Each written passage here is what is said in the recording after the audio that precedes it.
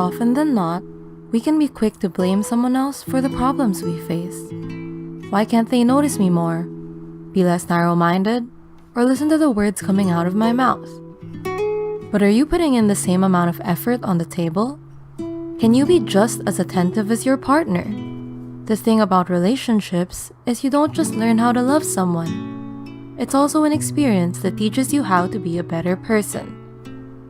But if you're not in the right mindset, sometimes it's worth postponing and working on yourself first. Here are 5 signs you cannot handle a relationship. 1. You put yourself first before anyone else. It's healthy when you prioritize your health and well-being, but there's a difference between finding balance and just being downright selfish.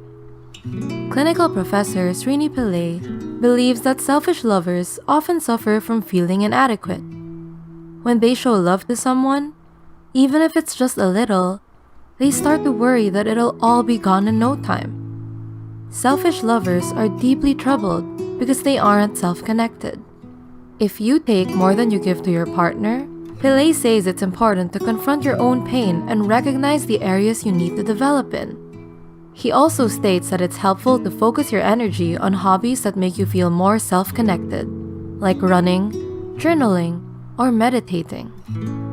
2. You're prideful and you think you're always right. It's important for both partners to feel heard and understood in a relationship, but factors such as pride can get in the way of that. At the end of the day, is it really worth being right if you're going to lose someone you love? Another reason why some people are commonly reluctant to apologize is because they fear the other person won't take responsibility for their part in the conflict. But when you sincerely apologize first, it lets your partner know that you're not proud of what you did and will take better measures next time instead of repeating the same mistakes. It's important not to emphasize on who was right or wrong, but rather focus on what the two of you can do to prevent any mishaps from occurring in the future. 3. You always depend on your partner to make you happy. Do you get anxious when you're away from your partner? Or generally feel lost without them? This might be a sign of codependency.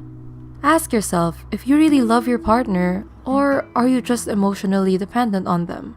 Love is about appreciation, not possession. Psychologists state that codependency stems from the lack of self-sufficiency. Since codependency is often rooted from your unmet childhood needs, treatment often involves going to therapy, where you can get in touch with the feelings you've buried for so long. As cliché as it sounds, talking things out will ultimately help you get better. Once you confront those deep-rooted insecurities, it also allows you a chance to express them to your partner.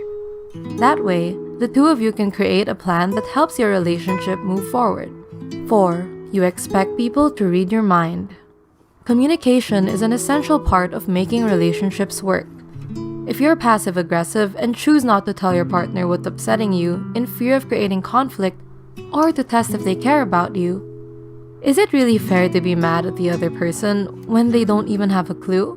To strengthen your communication skills, avoid attaching blame when you make your I statements. For instance, instead of saying, "I'm upset because you never helped me with the chores," you can say, "I'm upset and would appreciate it if you can help me with the chores." That way, you can still let them know what you want without pointing fingers, which can often cause your partner to become defensive. 5. You have commitment issues. Commitment phobia, otherwise known as relationship anxiety, is when you have a fear of relationships. If you think you have this, note that it doesn't mean you never want to establish a long-term connection with someone. You do. But your anxieties are getting in the way. Many past events could have caused this, such as witnessing your parents getting a divorce or having an unhealthy romantic relationship. As a result, you might hesitate being vulnerable, scared that the other person will either leave or disappoint you. If this is an ongoing issue, it's best to visit a therapist and get insight on how to manage this phobia while learning techniques that help you practice vulnerability.